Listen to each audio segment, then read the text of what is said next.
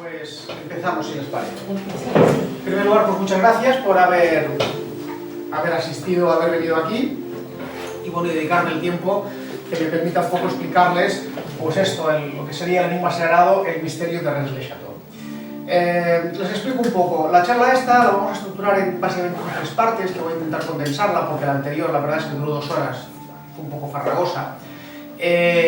Una primera parte en la que explicaremos el misterio en sí mismo, es decir, qué pasó en Rennes-le-Château con el abate Saunier, de dónde viene esto. La segunda parte nos pondrá sobre la pista del origen del Santo Grial, que está relacionado con esto. Y la tercera es un poco todas las claves de una especie de conspiración o de algo que se huele que no puede ser en absoluto casualidad, porque estamos dando pasos y comprobando o visitando lugares y vemos que hay claves que nos indican claramente de que aquí hay algún tipo de inteligencia o de correlación en todos estos elementos que vamos a ver. Si quieren tomar apuntes, estupendo, que sepan que lo que ahora aquí vamos a hablar, incluso las fotografías y demás, están en la web www.dogmacero.org y que aquí se lo pueden descargar y lo pueden leer tranquilamente. Así que vamos a empezar, en primer lugar, con Rennes-le-Château. Rennes-le-Château es un pueblo, no sé si lo conocen o han estado, es un pueblo muy pequeño que está situado aquí en el sur de Francia, en el Pirineo francés. Se accede, pues, bueno, dirección Gerona, Francia, Perpiñán, y en Perpiñán giramos a la izquierda y a unos 70 kilómetros aproximadamente está este pueblo. Está en lo alto de una colina. Esta es la Tour Magdala de Rennes-le-Château. Vamos a ver. Lo que les decía, accedemos a lo que es Rennes-le-Château a través de esto que sería Perpiñán y llegamos hasta el pueblo en una carretera, un paisaje muy bonito de apenas unos 50 o 60 kilómetros, quizá un poco más. Y este es el pueblo de Rennes-le-Château. Vale. Bueno, Rennes-le-Château, que ya digo, es un pueblo muy pequeño. En la antigüedad, en tiempo de los visigodos, fue la capital de se llamaba Redae, fue la capital de una parte del imperio visigodo y había llegado a tener 30.000 habitantes. A uno le cuesta entender cómo se metieron 30.000 personas en un enclave tan pequeño, pero lo cierto es que fue una capital importante, incluso posteriormente, como lo veremos, un punto de referencia de los reyes merovingios, que tienen su importancia en todo este tema. Este hombre es el abate Berenguer Saunier. El abate Berenguer Saunier nació en un pueblo muy cerca de Rennes-le-Château, en Montasels. De hecho, si se visita ahí, se puede visitar el pueblo que está pues, a escasamente 5 o 6 kilómetros.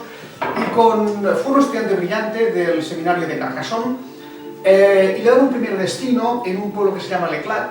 Y posteriormente, con 33 años, en concreto el 1 de junio de 1895, si no recuerdo mal, este hombre llega a Rennes-le-Château y por la primera vez que llega a Rennes-le-Château se aloja en casa de la familia de Nardot. En la familia de Nardot había esta chica, María, que trabajaba en una fábrica de sombreros de un pueblo cercano, en Montasel precisamente, y a partir de conocerse tendrán una estrecha amistad y se convertirá en su ama de llaves y una de las figuras claves de todo este asunto. En 1891, después de un tiempo... les he dicho que llegaba el 1 de junio de 1885. Durante los primeros 5 o 6 años, pues bueno, Berenguer Saunier vive de la forma modesta que viven todos los curas rurales de finales del siglo XIX en la Francia de aquella época. Llega a este pueblo, se tiene que alojar en casa de la familia de Nardot porque la iglesia estaba hecho cisco, la casa parroquial también, y de pronto en 1891 decide restaurar la iglesia del pueblo, para lo cual pide un pequeño préstamo al ayuntamiento, al municipio de Rennes-le-Château. Le conceden este préstamo e inicia las obras. Entonces, en el altar de la iglesia había dos pilares y lo que hace es sacar estos pilares para restaurar el altar. Esto es de las primeras obras que hace. ¿Y cuál sería su sorpresa? Cuando en una de esas columnas se encuentra unos cilindros de madera en los que hay unos pergaminos que aparentemente... Hay dos pergaminos, uno es como una especie de genealogía y otro como textos sagrados escritos en latín. Esto en apariencia. Son unas genealogías, unas que datan del año 1244 y otra de 1644. Otro de los pergaminos que encuentra fueron redactados por Antoine Bigot, que es un capellán que le sucedió en el año 1780 en el pueblo de Rennes-le-Château y que sería predecesor de Saunier en esta parroquia y, quédense con este dato, el confesor de la marquesa de Opul, que luego tendrá aquí su importancia. Aquí está todo relacionado. O sea, esto es como una especie de rompecabezas que luego al final va a cobrar un cierto sentido. Sea lo que encontró Saunier en esta columna, estos pergaminos, debió ver que era importante. Entonces lo que hizo fue ir al obispado de Carcassonne, lo presentó al obispo, dijo, tengo esto aquí, el obispo captó inmediatamente la importancia y lo envió a que se lo presentase a un buen amigo de él, al abad Vieille, director general del seminario de Saint-Sulpice. Saint-Sulpice es una iglesia que está en París. Ya les anticipo que por esa iglesia pasa el meridiano cero, ya enseñaremos una fotografía, y que eso también tiene su importancia. Vieille tenía un sobrino que se llamaba Émile Joffé, de apenas 20 años, seminarista en aquel entonces, pero un individuo que gozaba de cierto prestigio como paleógrafo, lingüista y sobre todo experto en ocultismo. Y fue este chico, Émile Joffé, quien puso en contacto a Berenguer Saunier con los círculos esotéricos del París de aquella época. En estos círculos esotéricos, ocultistas, figuraban personajes como Stéphane Mallarmé, Maurice Maeterlinck, el compositor Claude Debussy, incluso con Emma Calvé, que es esta señorita que veremos aquí, que visitó a Berenguer Saunier en varias ocasiones en su pueblo posteriormente y que incluso existe la sospecha de que mantuvo un tórrido romance con el abate.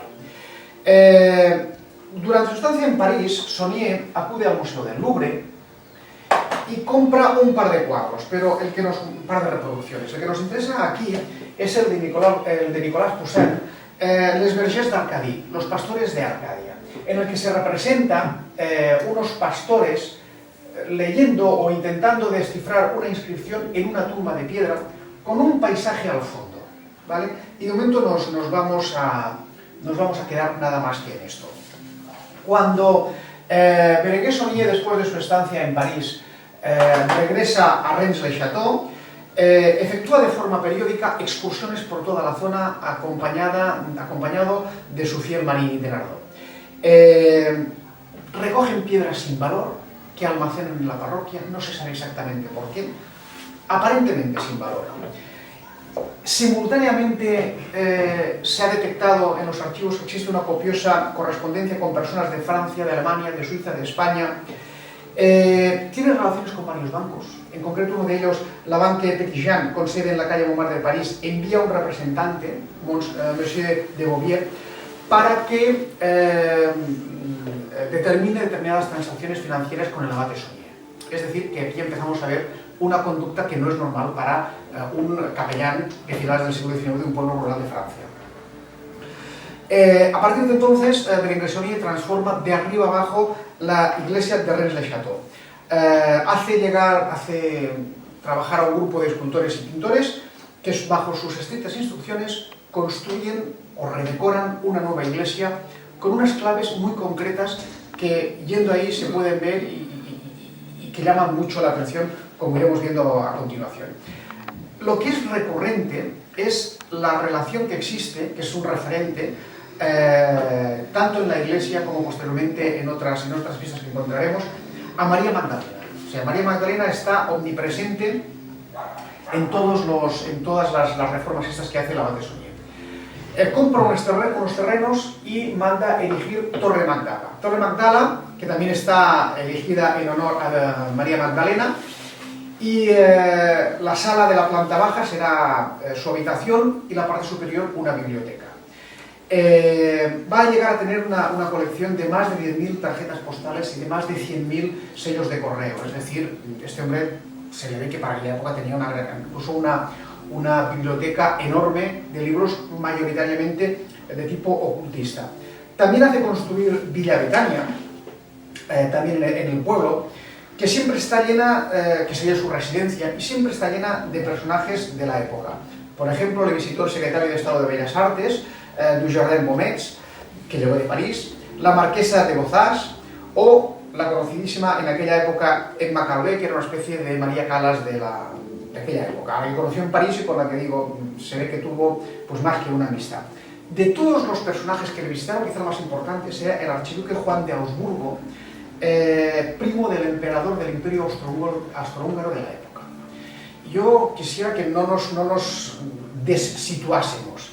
Estamos hablando de un sacerdote de un pueblecito al pie de los Pirineos que de golpe y porrazo se hace con una cantidad de dinero impresionante, que para que se hagan un poco a la época se calcula que entre 1891 y 1917, que es cuando muere, Berenguer Saunier dispuso de aproximadamente unos 15 millones de francos oro, que sería un equivalente a unos 3 millones de euros actuales. Eso es mucho dinero.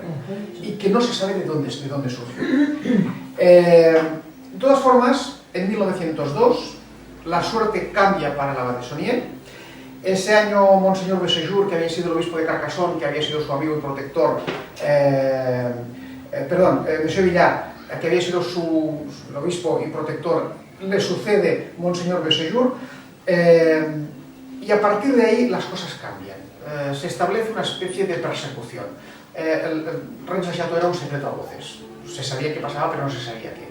Le acusan de vender misas, a pesar que vendiendo misas no se podía haber hecho tanto dinero. Lo intenta trasladar a la parroquia de Coustache, 1908. Berenguer Saunier se niega, de forma totalmente anómala, porque esto no es, en fin, saltarse las rígidas normas de la Iglesia está muy castigado.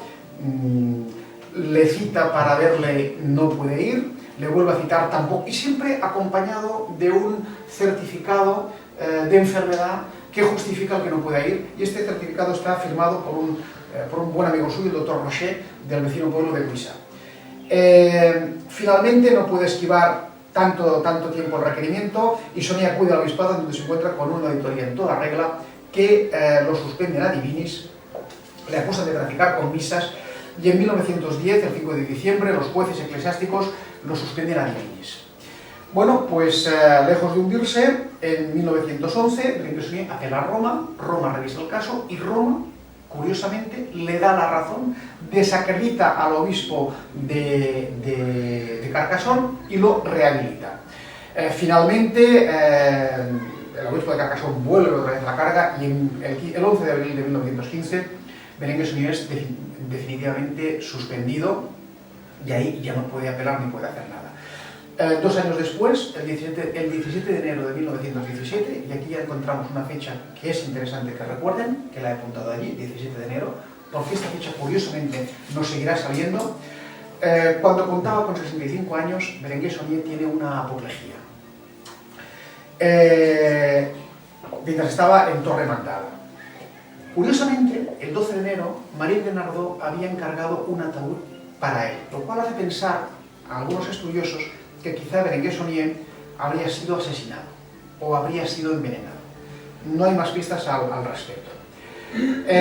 Ya cuando le coge la apoplejía y ve que ve acercarse su muerte, hace llamar a un amigo suyo, el padre Rivière, que es párroco del vecino pueblo de Esperaza, que es un hombre descrito como de mente abierta, muy liberal, muy abierto y muy tolerante, y se confiesa.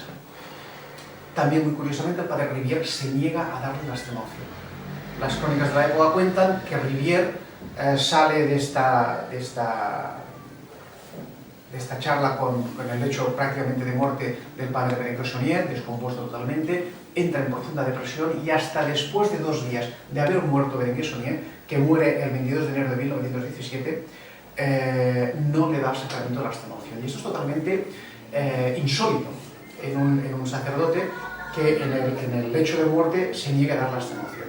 No se sabe qué secreto le debió contar el padre Saunier para que se negase a darle la extremaunción. Muere Berenguer Saunier el 22 de enero sin haber recibido los últimos sacramentos y su cadáver se instala en la Tour Magdala. Se enfunda en una vistosa sotana con borlas de color escarlata y durante los próximos días diversas personas venidas de toda Francia pasan a rendirle un último homenaje y a modo de ritual le arrancan una borla roja de esa sotana que se lleva. A su muerte los libros, los cuadros, buena parte de sus archivos y hasta alguna de las piedras que había puesto en sus propiedades desaparecieron. Curiosamente, esta tarde me he enterado de que alguna parte de estos libros parece ser que están en Gerona. Es una pista que prometo seguir. Lo más curioso es que cuando se abre el testamento, el abate Saunier no tenía absolutamente nada. Todo estaba a nombre de su fiel Marie de Nardot.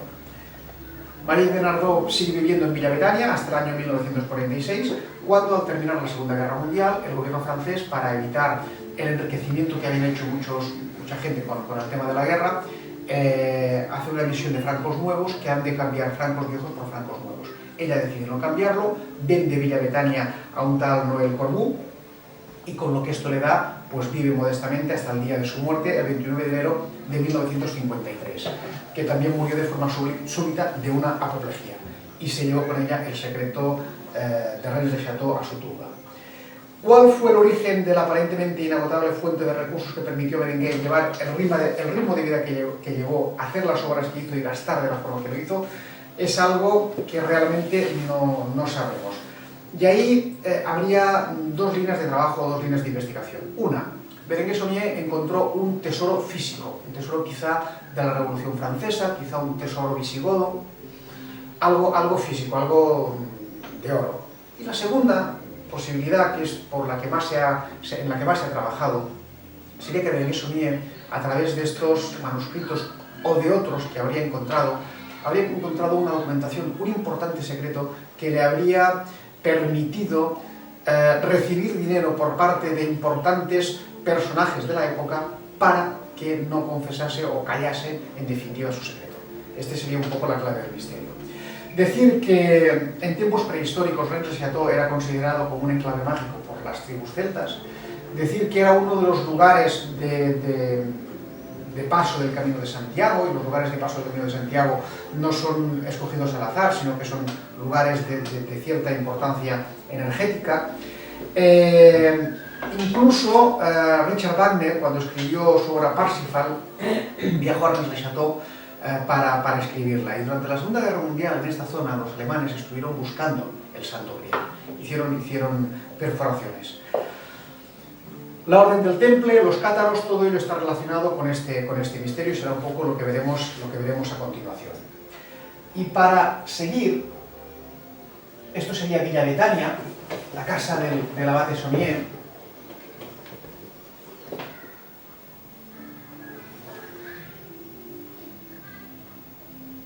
Aquí ens va dir això, no? Esta foto la hice hace poco. Esta es la tumba del abate Saunier. O sea, aquí tenemos lo que es la iglesia, Villa Betania, y aquí tenemos la Tour Magdala. En el medio hay un jardín, y esta es la tumba del abate Saunier. Está enterrado en el mismo Rennes le Chateau. Bueno, como les decía, para intentar seguir un poco la pista del misterio de Rennes le Chateau, nos hemos de introducir en lo que podríamos llamar como la búsqueda del Grial. El Santo Grial, en una primera acepción, sería precisamente esto, un cáliz, el cáliz que Jesucristo utilizó junto con sus apóstoles en la última cena. Sería la primera vez en la que Jesucristo habría convertido el vino en sangre, le habría dado a beber a todos los apóstoles, diciéndoles: bebed todos de él porque es mi sangre. Para buscar el origen del Santo Grial, nos hemos de trasladar forzosamente a Jerusalén. Jerusalén, en la Judea, la Palestina ocupada por los romanos, es un lugar, un enclave de gran fuerza energética, donde coinciden, es un lugar sagrado tanto para los musulmanes, como para los judíos, como para los católicos. Como decía, Jesucristo en la última cena empleó un cáliz, un recipiente para verter el vino y convertirlo en sangre. Según nos dicen los evangelios, ese cáliz habría sido utilizado por José de Arimatea, un rico comerciante seguidor de Jesucristo, para recoger su sangre en la cruz. Ese cáliz sería el santo grial, porque habría recogido la sangre real, la sangre de Jesucristo, y tendría unos poderes mágicos o unos poderes curativos muy importantes. Es muy curioso porque las referencias que tenemos posteriormente en los evangelios de José de Arimatea desaparecen de los evangelios tras la última cena y la muerte de Jesucristo, desaparecen. Y no se vuelve a hacer ninguna referencia a él ni al cáliz hasta la Edad Media, en que los relatos medievales nos hablan del cáliz. Cuando muere Jesucristo, sus discípulos tienen miedo de las represalias de los romanos en cuanto se sepa, cuando corra el rumor de que Jesucristo ha resucitado y sigue de algún modo vivo. Entonces, algunos autores indican que José de Arimatea, acompañado por algunos de estos discípulos, viajarían a la otra punta del Imperio Romano. Unos los sitúan en el sur de Francia, otros en Inglaterra, si vemos tanto la pista inglesa como la pista francesa, para quedar al abrigo de estos posibles enemigos. El escritor e investigador John Matthews, que es este hombre que vemos aquí, nos dice que, según las leyendas, José se embarcó en un viaje que lo llevó a Europa, a Britania, lo que sería la actual Inglaterra, y finalmente a Glastonbury, donde al parecer construyó un santuario para albergar el Santo Grial. Un poco el recorrido que hubiera hecho José de Arimatea sería partir de aquí, de la Palestina ocupada, siguiendo alguna de las muchas rutas comerciales e ir a la otra punta, que sería en la actual Inglaterra, en Glastonbury. Otros, sin embargo, lo situarían, como veremos, en el sur de Francia. José de Arimatea viajaría acompañado de María Magdalena, parece ser que también que de María, que de Sara y de algunos otros discípulos.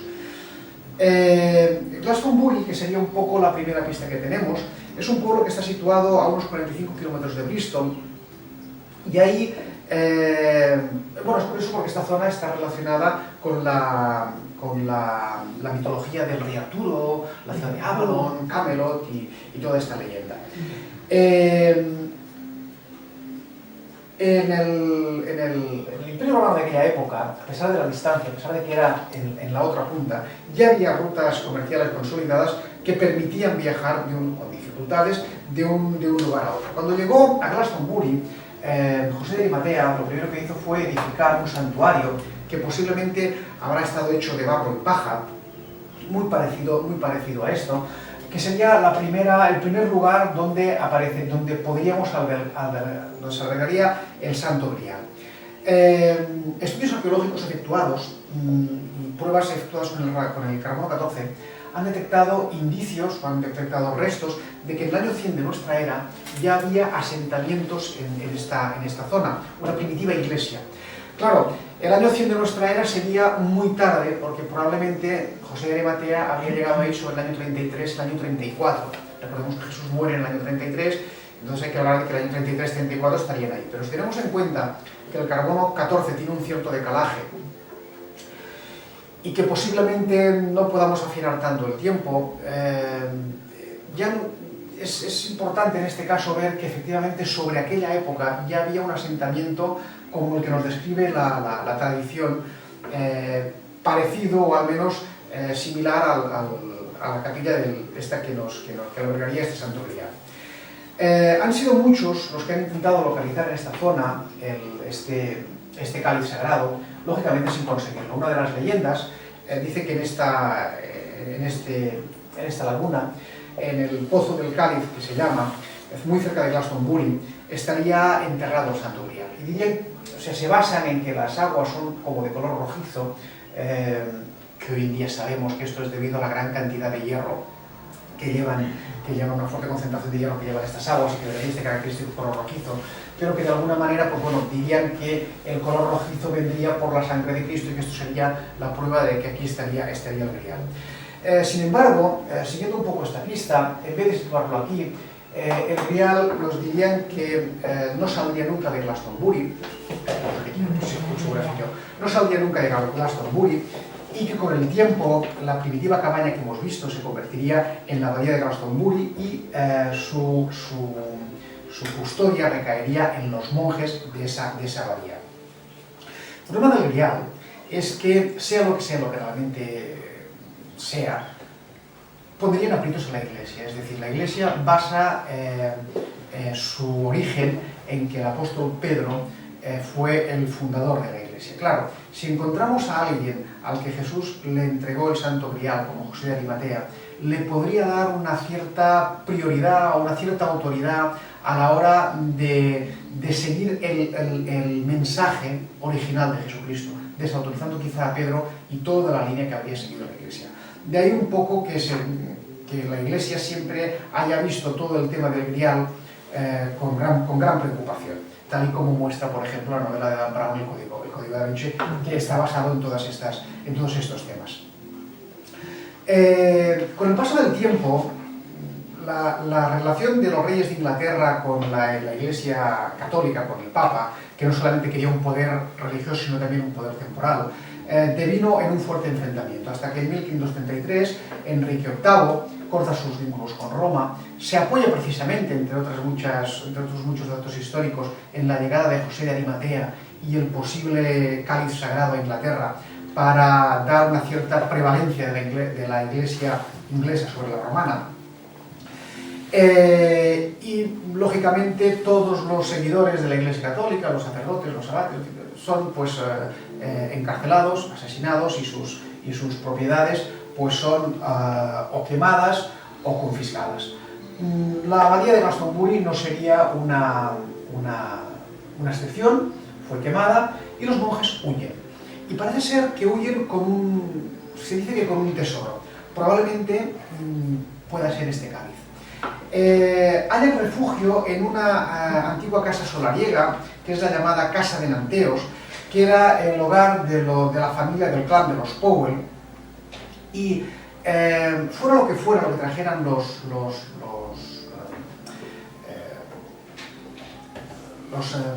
abates de Glastonbury, los monjes de Glastonbury, perdón, parece ser que se identifica con el vaso de Nanteos. Esta es la casa de Nanteos, que es donde se habían refugiado los monjes de Glastonbury, donde habían encontrado, es el hogar de la familia Powell, que cuando los monjes finalmente tienen que huir, se quedan con el grial, y se quedan ellos con la custodia del grial. Bueno, aquí es donde quería llegar. Esto es lo que queda del vaso de Nanteos. Durante mucho tiempo, este grial sagrado tenía unas cualidades mágicas y unas cualidades sanadoras que hacen que gente de toda Inglaterra, incluso de todo el mundo, acuda a la casa de Nanteos, donde lo exponen públicamente y beban de él. Con tan mala fortuna que cada vez que bebían de él, quienes lo hacían, los peregrinos estos, lo mordisqueaban y se llevaban un trozo de este santo grial, porque era de madera, de este grial a su casa. De manera que al final lo único que quedó fue este pequeño fragmento del grial que ahora se guarda en una vasija, y aún así, actualmente, este vaso de Nanteos, este trozo de madera que queda de lo que parece ser que podía ser el cáliz de la última cena que José de Arimatea habría llevado a Glastonbury y los monjes lo habrían llevado hasta aquí, tiene todavía propiedades mágicas. De hecho, todavía se llena con agua, se impregnan unas toallitas que son enviadas a todo el mundo y se dice que ha curado la lepra o incluso la ceguera. Esto ya entraría más en el terreno movedizo de la leyenda. A pesar de todo, otra pista nos indica que el Santo Grial fue escondido por los apóstoles de Jesucristo en Jerusalén, que nunca salió de Tierra Santa. Y que finalmente Jerusalén, un enclave mágico, como hemos dicho, de energía y de poder, habría sido el lugar donde habría permanecido hasta que con la primera cruzada Godofredo de Bouillon, que es este caballero, entra en Jerusalén y lo habría descubierto. Cuando a finales del siglo XI Roma convoca una lucha para liberar Tierra Santa, que en aquel momento estaba en manos de los musulmanes, tanto reyes como nobles como aventureros de toda Europa se suman a esta cruzada. El 15 de junio de 1999, en un sangriento sitio que duró más de 5 semanas, las tropas cristianas, que fueron lideradas por el duque de Lorena, Godofredo de Bouillon, entraron triunfantes en Jerusalén. A pesar de que había nobles con muchos más méritos incluso de mayor edad, para ser proclamados reyes de Jerusalén, se decide que quien va a ser nombrado rey de Jerusalén va a ser Godfrey de Bouillon. No quiso Godfrey de Bouillon ungirse la corona de rey, sino que se autoproclamó protector del Santo Sepulcro y aceptó coronarse con una corona de espinas, como Jesucristo.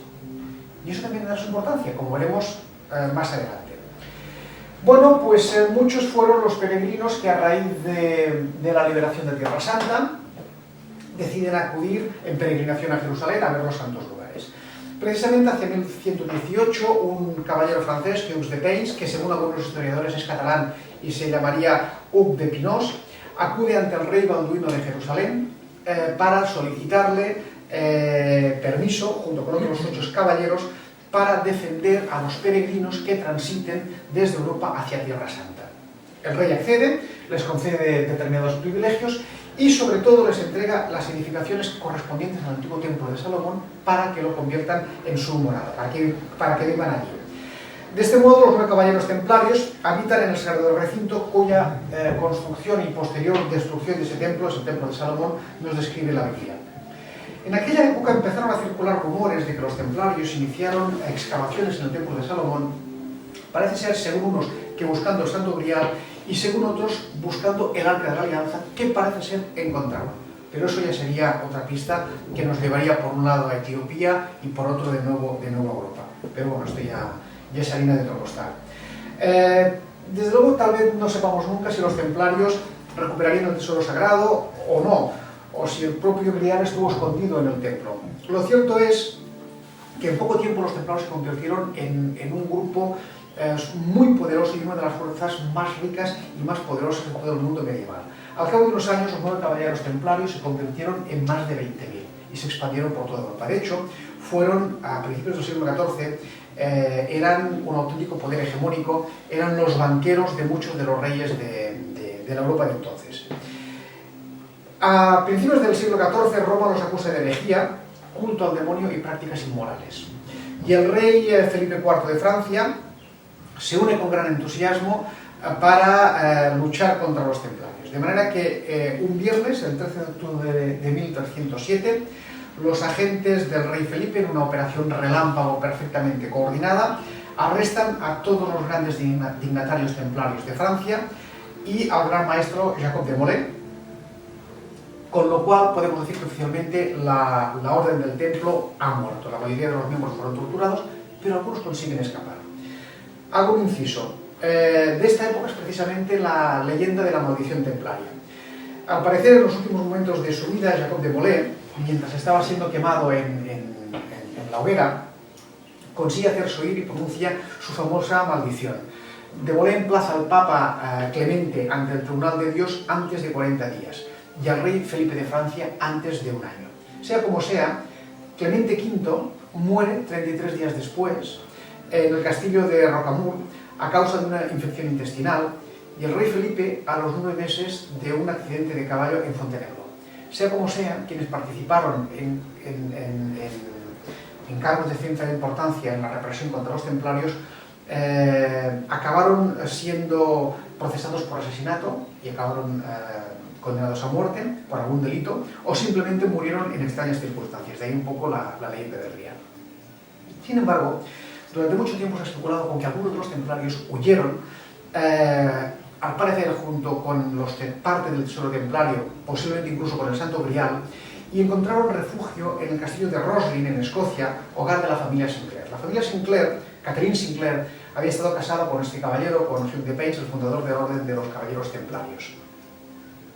Y habían estado vinculados durante muchos años con la Orden del Temple. La familia Sinclair es la que edificó la capilla de Roslin, que es esta, ¿vale? Y todo su interior está decorada en clave. Podemos encontrar, por ejemplo, está decorada con símbolos esotéricos y paganos, algunos cristianos y otros precristianos. En el ala este de la capilla podemos ver, por ejemplo, esta imagen pagana, que es símbolo de la fertilidad, es el hombre verde. En otra podemos encontrar el símbolo templario, 2 caballeros que en símbolo de su humildad van sobre un caballo. Parece ser que están buscando el grial, que sin embargo en la parte de arriba de este caballo y de estos caballeros lo sostiene José de Arimatea, fuera de su alcance. Arriba en el techo, anidada entre las estrellas, aparece una talla de Jesús. Vamos a ver.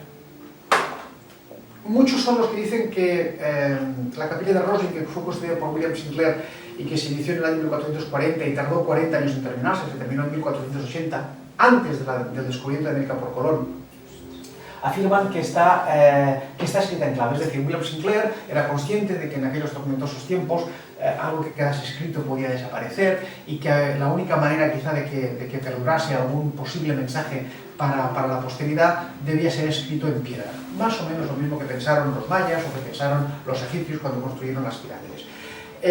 Algunos investigadores aseguran que el cáliz que habrían transportado los templarios junto con su tesoro a la capilla de Roslin estaría debajo de esta, o dentro de esta columna, que es la llamada columna del aprendiz.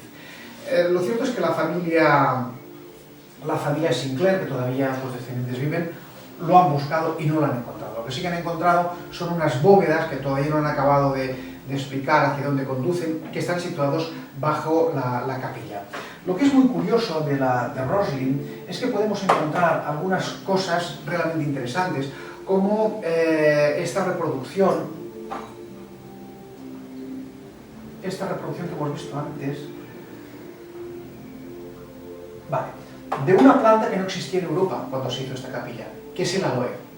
Esto es una planta que es del Nuevo Mundo, es de Norteamérica, no existía. En otra, hay también en otra parte de la capilla una reproducción de una planta también originaria de América, que es el maíz. Hemos de recordar que esta capilla se terminó de construir en 1480 y que, es decir, unos 12 años antes del descubrimiento oficial del Nuevo Mundo. Y la pregunta es clara: ¿cómo podían los Sinclair conocer de unas plantas que no existían en Europa en aquella época? El grial, que ha sido identificado con un cáliz, también es identificado, y esa es la parte que más nos interesa, como un recipiente, pero no un recipiente físico, como podría ser este, sino como un recipiente en el sentido metafórico, es decir, como el recipiente que contendría la descendencia de Jesucristo. Esta teoría vendría a decir que Jesucristo quizá no murió en la cruz, que Jesucristo estaba realmente casado con María Magdalena, incluso quizá las bodas de Canaán fueron sus propias bodas, que María Magdalena tuvo descendencia de Jesucristo, que esa descendencia o a Inglaterra o a Francia emparentó con los reyes merovingios y que por aquí tendríamos el origen sagrado. Es una teoría muy controvertida, muy peligrosa sobre todo para la Iglesia católica, que ve en peligro su primacía. Este hombre, que es Michael Bradley, que es autor de un libro, Great Lines of North America, es decir, que sitúa a los caballeros templarios en el actual Canadá, nos dice que según la leyenda de la historia clandestina, esta historia alternativa, Jesús estuvo casado con María Magdalena, tuvieron hijos, y estos hijos se casaron con miembros de la nobleza y la realeza europeas. Y fue este linaje que llevó y transmitió la sangre santa. Se podría decir que fue un recipiente vivo, pero un recipiente. Así que de una forma alegórica y poética, la gente lo llamó grial. Esta teoría se basa en un texto, el Evangelio apócrifo de Felipe, del cual nos han llegado estos restos, y fueron descubiertos en el año 1945 en el pueblo egipcio de Nag Hammadi. La mayor parte los habrían escrito sectas conocidas como los cristianos gnósticos, que fueron condenados como herejes por la Iglesia católica. En estos textos, Felipe asegura que Jesús amaba a María Magdalena y que la besaba en la boca, es decir, en otras palabras, que se estaban tratando como marido y mujer, que sería la base de la tradición del grial. Incluso nos cuentan que Pedro se enfadaba con Jesús porque la trataba así de este modo y Jesús la defendía. De algún modo, para desmitificar y destruir todo este legado, Posteriormente la Iglesia habría hecho correr la leyenda, habría montado la historia de la María Magdalena prostituta, aquella prostituta que nunca fue. Porque en realidad María Magdalena parece ser que era la hermana de Lázaro de Betania, de Lázaro y de Marta, el resucitado de Betania. Sea como sea, la hipótesis que plantea el grial como símbolo de un recipiente sagrado es que no sería un cáliz, sino que sería la propia María Magdalena embarazada de Jesús, y según la tradición francesa habría viajado no a Glastonbury, Inglaterra, sino al sur de la Galia, la actual Francia, en concreto a la zona de Languedoc, y esto sí que ya estaría muy cerca del enclave del actual Rennes-le-Château. La familia de Jesús habría hecho su vida y había emparentado con gente de aquella zona, y se había mantenido en la clandestinidad o había pasado desapercibido, básicamente porque el cristianismo estaba prohibido en la época del Imperio Romano, cosa que cambiaría en el año 337, cuando el rey Constantino abraza y hace oficial la religión cristiana. Para entonces, la familia de Jesús ya habría estado emparentado con nobles de la zona, y posteriormente habrían emparentado con los reyes merovingios, que era un antiguo, bueno, ya lo veremos ahora, los francos que habían llegado desde la actual Alemania. Cuando por fin en el año 750 aproximadamente de nuestra era, esta dinastía es destronada, por cierto, en esa destrucción la Iglesia Católica jugó un papel decisivo, se trasladan al sur de Francia, y esta región precisamente fue el escenario del movimiento considerado herético por la Iglesia, conocido como los Catros Albigenses, contra los cuales también la Iglesia hizo una gran cruzada. Es decir, aquí vemos la mano de la Iglesia intentando destruir determinados grupos, directa o indirectamente, relacionados con el Santo Grial. Tampoco deja de ser una curiosidad o una casualidad, ¿no? No entremos en el tema de los cátaros, porque sería... Bueno, esta es una escritora...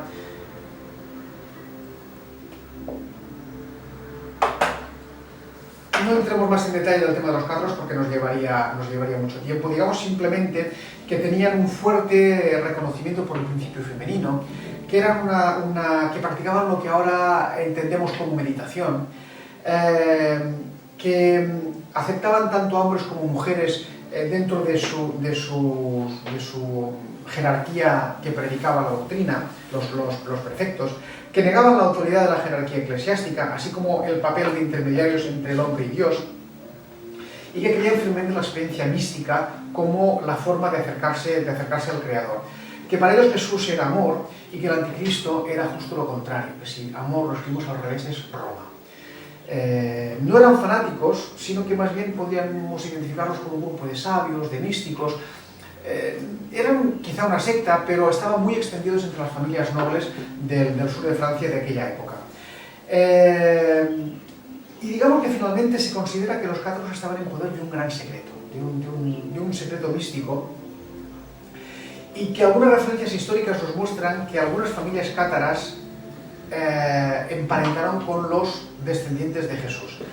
Se dice que este linaje sagrado reapareció de nuevo en el año 1099 en la persona de Godefroy de Bouillon, y quizá por esto este hombre aparece en dibujos de la época con esa corona de espinas, como queriendo simbolizar que es un descendiente directo de Jesucristo. En 1208 el Papa Inocencio III lanza la cruzada de los albigenses para destruir a los cátaros. Una cruzada muy dura, una cruzada con mucho derramamiento de sangre, como todas las guerras. Se comenta que en uno de los sitios, cuando el capitán que comanda las tropas se dirige al obispo y le dice que en el castillo que van a asaltar está lleno de mujeres y niños, ¿qué hace con ellos, ¿no? Que a quien mate, dice, mátalos a todos, que Jesucristo ya distinguirá que Dios ya distinguirá los suyos. Sí, fue una cruzada pues realmente sangrienta. Duró 40 años, es el castillo de Peypertus, uno de los últimos baluartes cátaros, y finalmente caen, este cayó en 1240, unos años después acaban con el castillo de Queribú y se acaba la herejía cátara. 67 años más tarde, el 13 de octubre de 1307, Felipe IV y el Papa Clemente V acaban también con los templarios, supuestos guardianes del Grial. ¿Qué sucede con los templarios y el Grial? Es decir, cuando finalmente huyen a la capilla, a Roslin, a Escocia, parece ser, y ya hemos visto que había algunos signos en la edificación de esta abadía, de esta capilla, que así nos lo indicaban, parece ser que algunos de ellos huyen a lo que sería el Nuevo Mundo, a lo que sería Canadá. Hay un relato medieval conocido como la narración de Zeno, que habla de unos barcos europeos que llegan a la costa de lo que actualmente sería Nueva Escocia. La narración de Zeno relata un curioso espectáculo del alquitrán surgiendo o borboteando de un manantial y corriendo hacia la costa. En la actualidad sabemos que el único lugar donde esto se produce es Stellarton, muy cerca de la provincia de la actual Quebec, en Nueva Escocia. Según una teoría, el linaje sagrado, junto con los supervivientes templarios, habrían viajado a Nueva Escocia, habrían remontado el río hasta llegar a la zona actual de Quebec y Montreal. Es muy curioso porque en esta zona se han descubierto unas misteriosas ruinas. El escritor Michael Bradley, que veíamos antes, y el doctor Gerard Leduc, que es catedrático retirado de universidad, estuvieron investigando esta zona y encontraron unas ruinas, parece ser de la época aproximadamente hacia 1480, que estaban formados por unos muros que miden más de 6 metros de largo, de unas 3,5 toneladas, y que, datado con el carbono 14, se le da una fecha aproximada de 1410, es decir, que nos permitiría situar a los templarios, a europeos de la Edad Media en aquella época. Pero lo más curioso es que muy cerca del lugar donde se encontraron estas ruinas se encontró precisamente esto, una gárgola tallada en piedra caliza, que es un material que no se encuentra en esta zona y que parece proceder de una iglesia medieval. Es decir, que entre esta gárgola y la datación del molino, de este molino de estas ruinas, que era un molino al lado de un río, nos sitúan en época medieval a unos personajes cuyo origen no sabemos, pero que si lo ligamos un poco con la documentación que tenemos, los podríamos identificar con esos templarios que huyeron de Francia a través de Escocia y con la ayuda de la familia Sinclair pudieron llegar hasta Francia. Es decir, que parece ser que lo que podríamos llamar refugiados del Grial llegaron a Francia, al Nuevo Mundo, y probablemente ahora todavía esos descendientes, según cuenta la leyenda, existen, están emparentados con poderosas familias norteamericanas y europeas. Estaríamos aquí un poco en esa especie de conspiración del gobierno mundial, pero eso ya sería otro tema. Y lo que cabe preguntarse es que si todavía están vivos, quiénes son y cuál es su papel y a qué esperan para mostrarse. A partir de aquí hemos podido ver ya la segunda parte. Con eso terminamos un poco lo que sería la segunda parte, iniciamos la tercera, en donde por un lado el misterio de Rennes-le-Château y por otro el Santo Grial quedan ligados a través de una serie de pistas sobre las que nos vamos a poner inmediatamente a averiguar. Como decía, en Montasels, muy cerca de Rennes-le-Château, nació Berenguer Solier, que es este hombre. Su padre era el administrador del Marqués de Castell-Majou. Y cuando termina el seminario, eran 8 hermanos, cuando termina el seminario es destinado a Leclat, que por cierto era un pueblo correspondiente al feudo de la familia Upul-Felans, un linaje muy antiguo cuyo origen se remonta a la Edad Media. En 1885, con 33 años, el 1 de julio, es nombrado párroco de Rennes-le-Château, y el castillo de Rennes había sido la residencia de la marquesa de Upul. Este nombre es importante retenerlo. Como decíamos, la iglesia está en muy mal estado y se aloja en casa de la familia Menardot, y la hija Marie pasa a ser su ama de llaves hasta su muerte en 1917.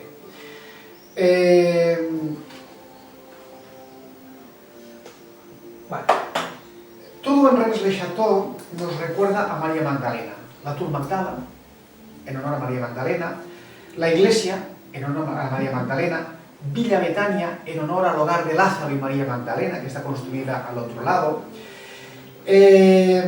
Encontramos referencias a que posiblemente María Magdalena fuera María de Betania, la hermana de Lázaro y Marta.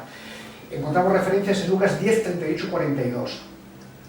Y que probablemente fue la pareja de Jesucristo, fue la esposa de Jesucristo. De hecho, en aquella época hubiera estado socialmente muy mal visto que un hombre como Jesús no hubiera tenido una esposa. O sea, no era habitual en aquella época que un hombre como él no tuviese una compañera. Precisamente en el Evangelio apócrifo de Felipe se cita a María Magdalena como la compañera de Jesús y se describe su relación como muy cercana. En otro Evangelio apócrifo también se indica que Pedro increpa a Jesús, como hemos dicho, por el trato privilegiado que le da a María Magdalena. Y Jesús le contesta que la quiere, pero de otra manera. Es posible, apuntan muchos investigadores, que el abad de Saunier tuviera conocimiento de este gran secreto y por ello llamó a la torre que construyó Tur Magdala, a la casa que se hizo para él en Villa Betania, y por ello dedicó la iglesia a María Magdalena.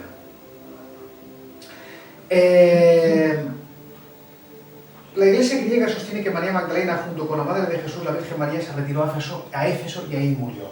Sin embargo, la tradición francesa nos dice que María Magdalena, Lázaro y algunos acompañantes, entre los que estarían José de Arimatea, viajaron hasta Marsella. Y ahí empezarían el linaje sagrado en la zona de Aix-en-Provence, Saint-Maximin, Vézelay. Pero nosotros volvamos a Rennes-le-Château. Nada más entrar en Rennes, encontramos esta columna. Sabemos, como hemos dicho, que Saunier pide un crédito al ayuntamiento para empezar a hacer unas obras. Tenemos el que desmonta lo que era el altar, donde había dos columnas. Una es esta columna, precisamente, que está fuera cuando se va a entrar en la iglesia. A la izquierda vemos esta columna. Y encuentra los pergaminos. El ayuntamiento le pide copia de esos pergaminos, Saunier se la da, pero los pergaminos desaparecen. Esta es una historia en que, como veremos ahora, desaparece todo. Parece ser que el contenido de estos documentos es lo que inspira la elevación de una losa en medio de la nave de la iglesia. Como vemos nosotros, como vemos ahora, esta columna, que era una de las columnas que mantenía el altar, si nos fijamos, luego volveremos sobre ello. Esta columna realmente, esto sería alfa y omega, pero es que está al revés. O sea, basándonos en estos dos símbolos, esta columna, sin que sepamos exactamente por qué, está colocada expresamente al revés. Y aquí podemos leer Misión 1891.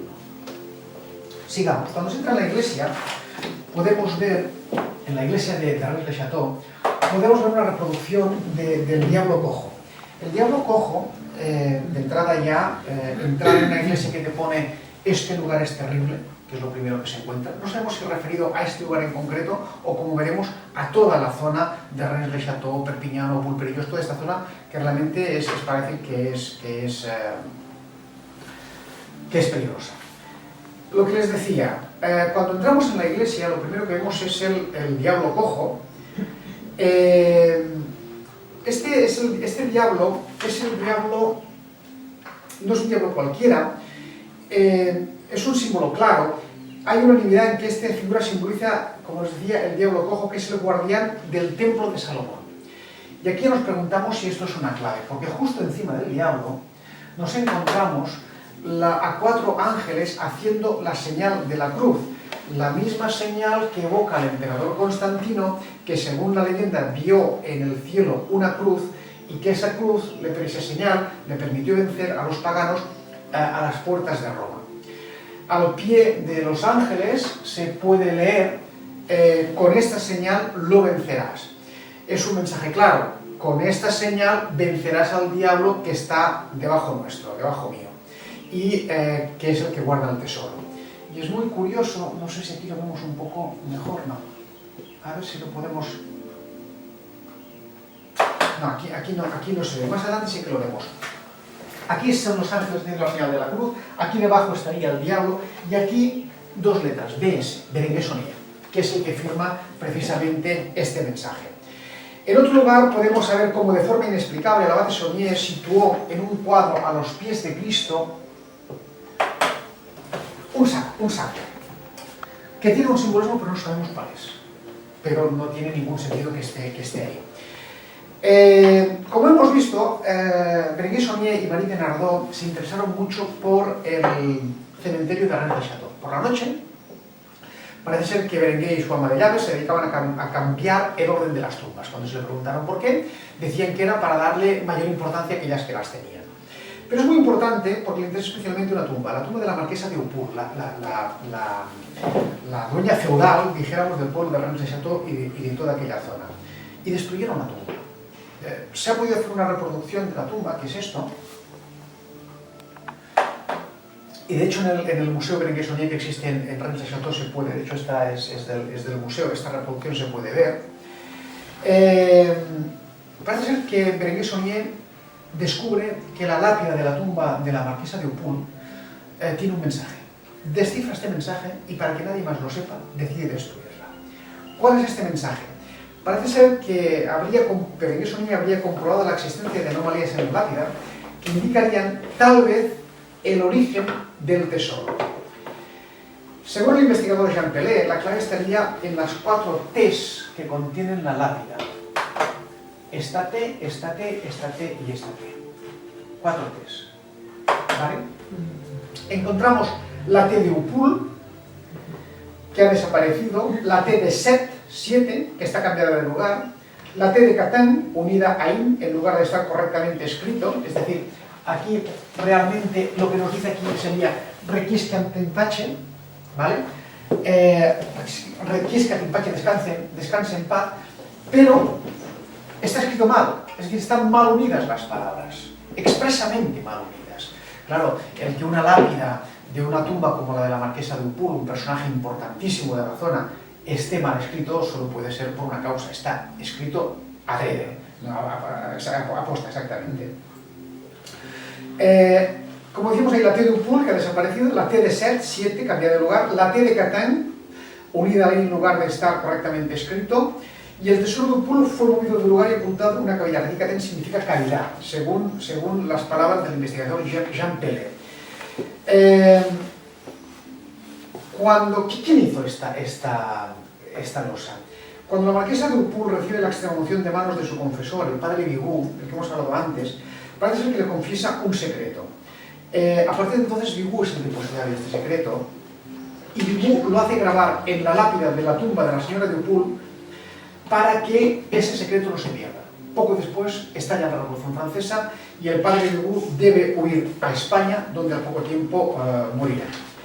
En la parte de esta lápida, en otra parte de esta lápida podemos ver esta otra inscripción. Et in Arcadia ego. Esta frase es importante que la retengamos, porque la volveremos a encontrar, y la volveremos a encontrar en otra tumba, en la tumba de los Vergers d'Arcadie, de Jean Poussin. Et in Arcadia ego, que se puede traducir como y en la Arcadia yo, o más exactamente, incluso en Arcadia existo. Y encontramos redis, regis, celis, arcis. Estas 4 palabras. ¿Qué significa? Redis es restituir, regis del rey, celis o celis lo que está escondido, arcis la colina, la fortaleza. Los investigadores han querido encontrar una clave en estas 4 palabras, porque si quitamos is a todas ellas y utilizando la A en la última podemos componer un mensaje. Reda es Rennes-le-Château, el pueblo de Rennes-le-Château, como se decía antiguamente. Rega, te guía. Cela, el altar mayor. Arca, cofre, arca. El mensaje, según los expertos, vendría a decir: el altar mayor de Rennes te guía hacia el arca. ¿Vale? El altar mayor de Rennes es donde el abate Saunier encontró los pergaminos, origen del secreto que le guiaría hacia hasta este supuesto tesoro. Saunier, cuando encuentra esta tumba, comprende rápidamente la clave y destruye el mensaje, para que nadie más lo encuentre. Destruye la lápida, en definitiva. Sin embargo, antes de la muerte del padre Bigot, el confesor de la marquesa de Haupoul, una sociedad científica había hecho una reproducción, un apunte de la estela, y un erudito, el ingeniero Ernest Cros, había informado del texto que había en la losa. Y gracias a ellos, como tenemos conocimiento, y se ha podido hacer una reproducción de esta lápida, porque si no, esto hubiera desaparecido. Curiosamente, hacia 1960 aparecen dos documentos que habría encontrado el abate Saunier en su iglesia, ven de nuevo la luz. El marqués Philippe de Cherisy y Pierre Plantard de Saint-Clair, fíjense Saint-Clair, bueno, parecernos por aquí, por la familia Saint-Clair, emparentada con los templarios y que habrían sido los constructores de la capilla de Roslin. Estos dos caballeros, Philippe de Cherisy y Pierre Plantard de Saint-Clair, entregan a un periodista, Gerard de Sète, que escribe, entre otras muchas obras, El oro de Reims, en la que en parte me he basado para la presente charla, y este hombre, Gerard de Sète, lo publica. Son, al parecer, fragmentos de los evangelios copiados de viejos pergaminos, y lo curioso es que están en clave. Si nos fijamos, podemos ver que algunas de las letras, fíjense, esta está un poco más elevada, esta está un poco más elevada, esta está un poco más elevada. Al final, si discernimos las letras que están elevadas, aparece un mensaje. Es decir, encriptado aquí sería un evangelio sin ninguna importancia, una reproducción, pero aquí lo que encontraríamos sería un mensaje. Y el mensaje es: de Dagoberto II, rey, y de Sion es este tesoro, y es la muerte. Dagoberto II era un rey merovingio. Saunier había descubierto pruebas acerca quizá del origen y de la descendencia del rey Dagoberto II. Pruebas que de alguna manera relacionarían los descendientes de Jesucristo con los merovingios, con Dagoberto II y posteriormente con todo un linaje sagrado que probablemente llegaría hasta nuestros días. Pruebas que pondrían en entredicho la legitimidad de los reyes de Francia, que no descendían de los merovingios, e incluso la legitimidad de la propia Iglesia de Roma, que se apoya en la autoridad de Pedro en vez de la autoridad que parece ser que les vendría a través de María Magdalena de estos descendientes. Bueno, yo aquí ahora les podría hablar de los reyes merovingios, pero nos podríamos marear todos porque es una historia muy extensa. Simplemente darles unos apuntes. Parece ser que procedían de antiguas tribus germánicas que a su vez procedían de Grecia, pero de un lugar muy concreto de Grecia, de una zona conocida como la Arcadia, et in Arcadia eco. En una época indeterminada dejaron Arcadia, siguieron el Danubio, pasaron por el Rin, descendieron por Francia y llegaron hasta el sur de Francia. Parece ser también que estos reyes emparentarían con los descendientes de Jesucristo y que Giselle de Razé casaría con Dagoberto II en la iglesia que había en Rennes-le-Château. Es decir, que de alguna manera, a través de este granaje que ahora he resumido muy deprisa, porque si no perderíamos también mucho tiempo, enlazaríamos los descendientes de Jesucristo con los merovingios y con Rennes-le-Château. Ya tendríamos de algún modo enlazadas estas tres claves. Dejémoslo en este punto. Veamos, sobre todo lo vemos en el anterior, porque en este no se ve, cómo este evangelio, este pergamino, está firmado con dos letras, PS, que es Priorato de Sion. Por cierto, esta misma PS es lo que encontramos en la lápida de la marquesa de Upulo.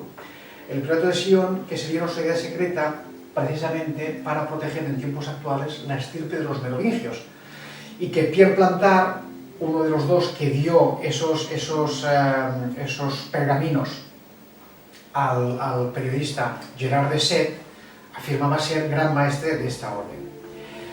Hemos dicho que hay dos pergaminos. Uno que sería este. Hay un segundo pergamino que es un texto poético muy extraño en el que intervienen una pastora, una tentación, los pintores Poussin y Teniers, el número 1681, un caballo de Dios, un diablo, guardián y unas manzanas azules.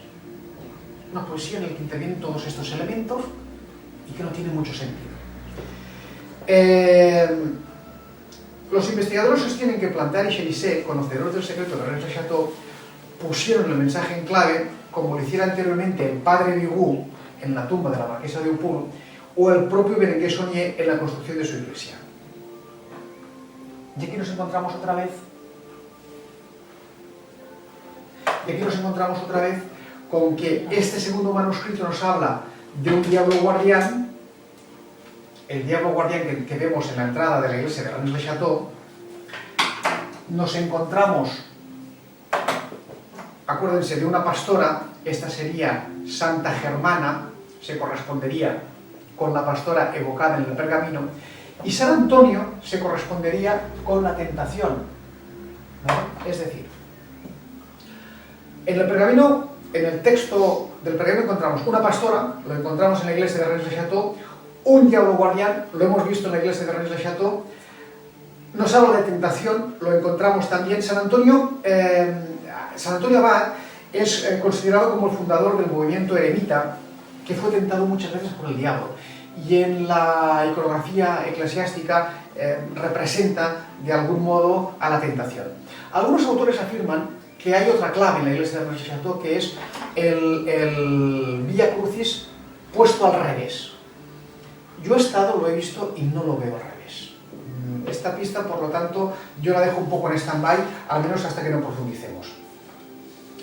Otro enigma, aquí tenemos, es el antiguo pilar del altar, que fue colocado, como decíamos, al revés por el abad de Saunier. ¿Veis? Este es el altar que hemos visto antes, con la letra alfa y omega, pero puesto al revés. Si le damos la vuelta, ¿vale? No solamente encontramos alfa y omega correctamente puesto, sino que el pilar en su posición correcta, el número 1891, se convierte en 1681, lo que nos envía de nuevo al segundo pergamino en el que aparecía la cifra 1681. Muy cerca de Rennes le Chateau, en Rennes-le-Ven, que es una ciudad muy bonita, un centro termal, encontramos al padre Henri Boudet, que había llegado allí en 1882, 3 años antes que... me sabe mal porque les estoy dando muchos datos, es muy denso y además todo está relacionado. Henri Boudet es un párroco, el párroco de Rennes le Chateau, que había llegado 3 años antes que llegase Berenguer Saunier a Rennes le Chateau, y con el que entabló una gran amistad. Compartían tardes charlando. Henri Boudet era un erudito, era una persona muy cultivada, que mantuvo, ya digo, una estrecha relación con Saunier. Escribió un libro de 310 páginas, ni 309 ni 311, 310, titulado La verdadera lengua celta y el cromlech de Rennes-le-Ven. Un cromlech es un círculo de monolitos, como Stonehenge. ¿Ustedes recuerdan Stonehenge? Pues esto es un cromlech. Vale. En este libro narra las investigaciones que el padre Boudet realizó acerca de los menhires que estaba convencido, o que cree él, que rodean su pueblo. Pero es que es muy extraño, porque es que en Rennes-le-Ven no hay ningún, bueno, sí, hay un menhir, uno solo, no hay ningún cromlech, no hay ningún grupo de menhires, solo hay un menhir. Y es que este menhir es el único que no cita a Henri Boudet en su libro, y en cambio cita algo que son piedras. Henri Boudet era un sacerdote de sólida formación, como les digo, considerado un auténtico erudito, de manera que la posibilidad de que no solo se confundiera, sino que además no conociera la existencia del único menhir, no puede ser casual. Y efectivamente aquí encontramos otra clave.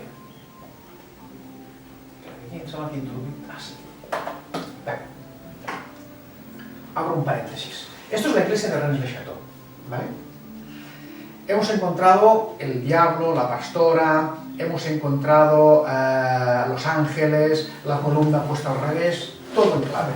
Bueno, pues bien, otra clave que alude al pergamino. El 17 de enero de cada año, el sol entra por esta ventana e ilumina un grupo ¿de qué? De manzanas. ¿De qué color? Azules. Las mismas que aparecen en el segundo pergamino. Manzanas azules que también están en clave, pero es que hay, creo que viene en la segunda, exactamente. Esto es un plano de la iglesia de Rennes-le-Château, ¿verdad? Es decir, la luz entraría por esta ventana y las piedras estarían aquí. Fíjense en una curiosidad. La distribución de los santos. Aquí encontramos una estatua de Santa Germana. Aquí encontramos una estatua de San Antonio Ermitaño, lo que comentábamos antes. Aquí San Roque. Aquí en el centro María Magdalena, aquí está dedicada la iglesia. Aquí San Antonio de Padua y aquí a San Lucas. Graal, Grial. ¿Casualidad? Hombre, si solo fuera eso, diríamos que es casualidad. Pero si le juntamos el diablo cojo que custodia el tesoro de Salomón, si señalamos los pergaminos que están en clave, si señalamos el 17 de enero en el que aparece la luz que ilumina las manzanas azules, son demasiadas casualidades. Aquí hay una auténtica clave.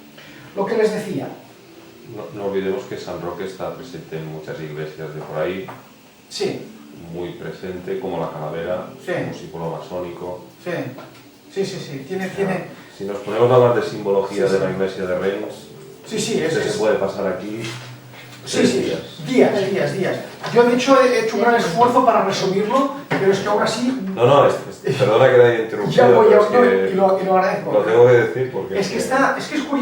Es curioso porque cuando uno empieza a visitar toda esta zona y bien no solo Rennes, sino todo lo que lo rodea, es que hay claves por todas partes, porque todo esto está esparcido por todos lugares. Lo que les decía, Henri Boudet, que era el párroco de Rennes-le-Ven, amigo íntimo de Berenguer Saunier, escribe este libro de 310 páginas que nos habla de un grupo de menires que no existen, nos habla de la lengua celta, y cuando uno lee este libro, pues dice, pues este pues se ha vuelto loco. O sea, no tiene nos está mandando una torre. Los investigadores consideran que este libro, el contenido es extraño en muchos sentidos, pero que de algún modo sería un mensaje en clave, una especie de guía iniciática que nos conduciría a algún tesoro. Para otros simplemente es una obra delirante de alguien que acabó loco. Boudet murió en 1915, fue enterrado en el cercano pueblo de Achat, muy cerca de Rennes-le-Château, y en su tumba podemos ver reproducido en piedra el libro que escribió y sobre él una inscripción en griego, Ixois, ¿vale? Bueno, pues esto es otra clave, como veremos a continuación.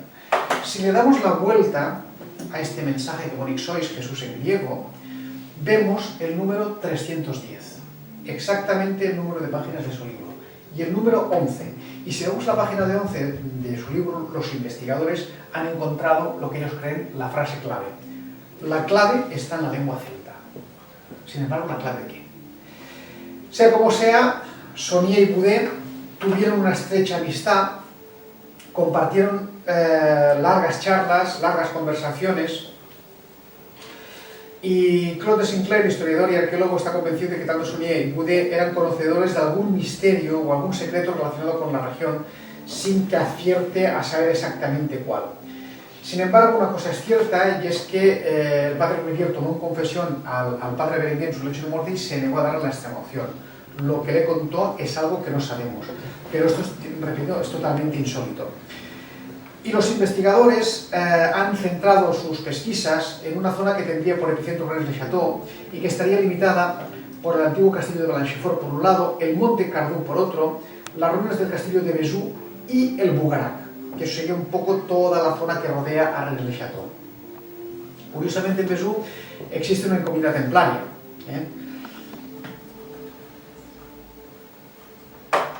Arles-les-Bains es otro pueblo que está muy cerca de Rennes-le-Château y nos pone tras otras pistas también bastante inquietantes, como la estrella de David, emblema de Salomón, que se puede encontrar en muchos edificios antiguos. Los Blanchefort, originarios de la zona, tenían como divisa precisamente la estrella de David, el símbolo de Salomón. En heráldica este símbolo solo puede darse a quienes tienen relación con el templo de Salomón en Tierra Santa. Y esto sería una señal de que de algún modo esta familia estaría muy relacionada con los descendientes de David. El padre Boudet sabía esto, Henri Boudet sabía esto, conocía a la familia Blanchefort, que era íntima de la familia Fleury, que eran precisamente propietarios de los baños y las fuentes termales de Rennes-les-Bains. Eran dos familias nobles, una especie de caciques de la zona, propietarios de todo lo que había en aquellas poblaciones. Pues bien, fue Urbain de Fleury quien hizo colocar en la iglesia de Rennes-les-Bains, donde estaba de párroco Henri Boudet, una reproducción de un célebre cuadro del pintor flamenco Van Dyck, La Lamentación, que es este. Este cuadro representa a la Virgen sosteniendo el cuerpo de Jesús en presencia de San Juan y María Magdalena, ¿vale? Pero es que esto es muy curioso porque este cuadro tiene algunas anomalías muy interesantes. En primer lugar, está invertido con respecto al original, en segundo lugar, San Juan y María Magdalena desaparecen, no están. En la mano de Jesucristo, algunos, que parece señalar una roca, la roca esta de aquí, algunos han querido ver una medusa, ¿vale? Que en la mitología antigua la medusa tenía el poder de transformar en piedra todo lo que miraba. De manera que ahí quizá podría residir una clave, la mano de piedra. Pero lo que sí es seguro es que en la rodilla de Jesucristo está dibujada una liebre. Y eso no parece que sea casual. Cuando se tienen algunos conocimientos, en opinión de algunos investigadores, la clave sería fácil de descifrar. El cuadro levanta la liebre. María Magdalena, que no está, oculta la fuente que se ha visto detrás. De hecho, cerca de Rennes-les-Bains hay una fuente llamada de María Magdalena, situada, por cierto, en el lugar donde el padre Boudet situaba el centro de su cromlech. Es decir, el padre Boudet inventa un cromlech que él sabe que no existe y pone un centro. Y en ese centro, precisamente, hay una fuente dedicada a María Magdalena, y no hay otra cosa. Estaría allí el secreto, estaría allí el tesoro codiciado de Jerusalén, estaría allí esos pergaminos que darían la clave. No lo sabemos. Lo que sí parece cierto es que Berenguer Saunier sabía de la importancia que tenía o que tiene María Magdalena, y por eso cuando construye la torre la llama María Magdala, por eso pone en el centro de su iglesia María Magdalena, y por eso llama a su residencia Villa Betania. Este hombre es André Doucet, que es un investigador, y este hombre nos llama la atención sobre un tema, y es que en la lápida de la tumba de la marquesa de Upul, que destruyó Saunier, figuraba la palabra catén, prostituta, que es el término que la Iglesia atribuye a María Magdalena. André Doucet es investigador de este misterio y ha escrito mucho sobre este tema. Cree que fuera lo que descubrió Berenguer Saunier, lo negoció con algunos personajes importantes de la época que se interesaron en este secreto, y que, o bien para pagar su secreto o bien para aconsejarle prudencia, dado que el alcance real del mismo era enorme, decidieron taparlo o pagarle dinero para que no hablase. De hecho, se han encontrado documentos que acreditan que el abate tenía cuenta en no menos de 12 bancos en aquella época. Esto es muchísimo, algo insólito para la época y para un párroco de pueblo. Y se tiene también constancia de que tenía cuenta en Suiza y relaciones con el Credit Lyonnais y el Freud's Deutsche Bank de Budapest. Lo que también se sabe es que Berenguer Saunier viajó a Lyon, donde se alojó en un piso que alquiló, al contrario de lo que se solía hacer, que lo habitual en los sacerdotes de la época era acudir a las muchas residencias para religiosos que poseía la iglesia. Seguramente lo hacía para pasar desapercibido, para que no controlasen esos viajes. En Lyon se encontró con un orfebre, Monsieur Solier, y luego con un marchante de piedras preciosas. Se sabe que tuvo estrechos contactos con una organización ocultista, la Orden Martinista, que fue creada por Gerard Encausse, más conocido por Papus, que es este hombre, de padre francés y madre gallega, nacido médico y ocultista, precisamente fundador de la Orden Martinista creada en 1890, y que pretendía la reintegración de los seres a sus orígenes, virtudes, poderes y cualidades antes de su caída. Se trataba de una sociedad secreta e iniciática muy influenciada por el ocultismo. Se sabe que Saunier se integró en este movimiento y que en Lyon entabló contacto con Jean Vicot, que se convertiría en obispo de la iglesia gnóstica, también de origen ocultista, y que reivindica un cristianismo primitivo y esotérico. Lyon en aquella época era la capital europea del esoterismo.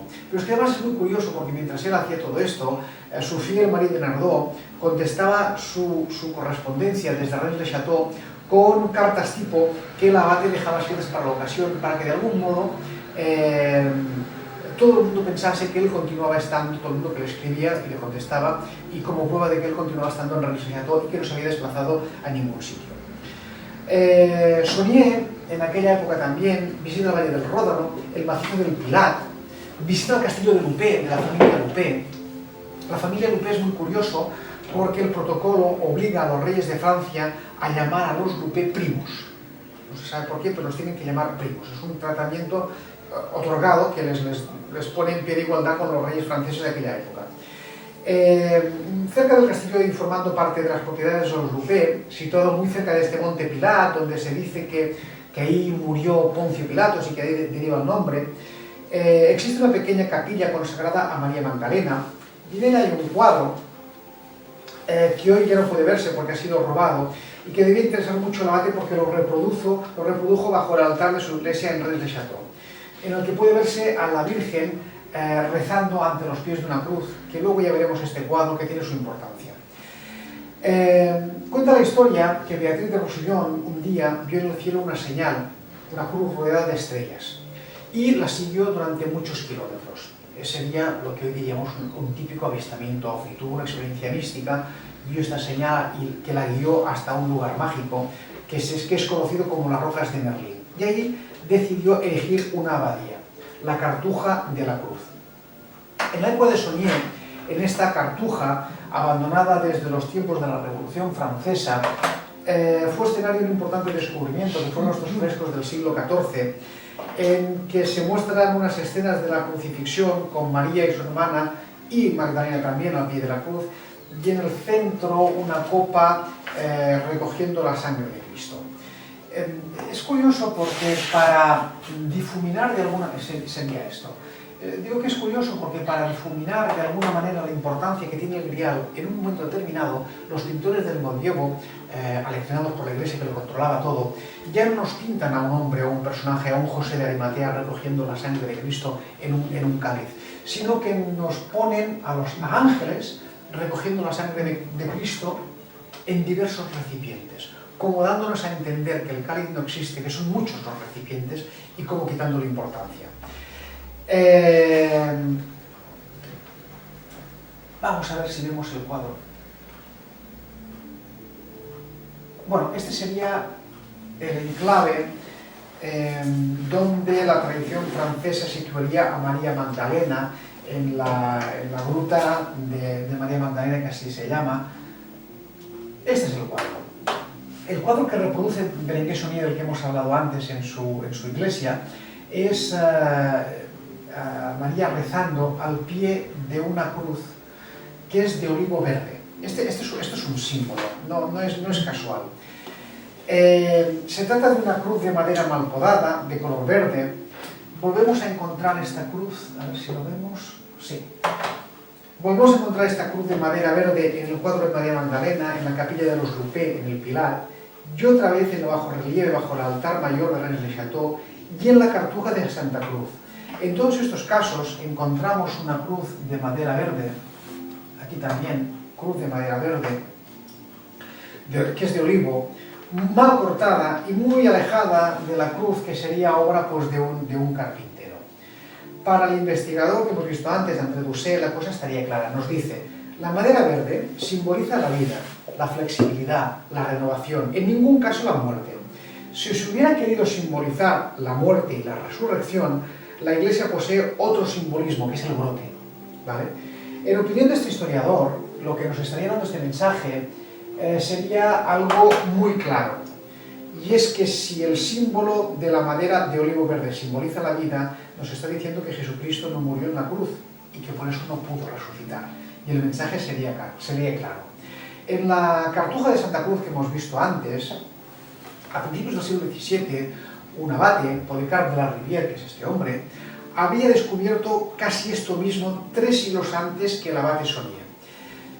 Vamos a resumir mucho. Digamos que tras una serie de textos que descubre, nos dice que gracias a la sombra de una estatua que le señalaba algo en el suelo, Policarpe de la Rivière descubre algo que hace cambiar totalmente su vida y le obliga a escribir, y así lo comunica a Roma, una obra en varios volúmenes en la que explicará la verdadera historia de la Iglesia y de la realeza francesa.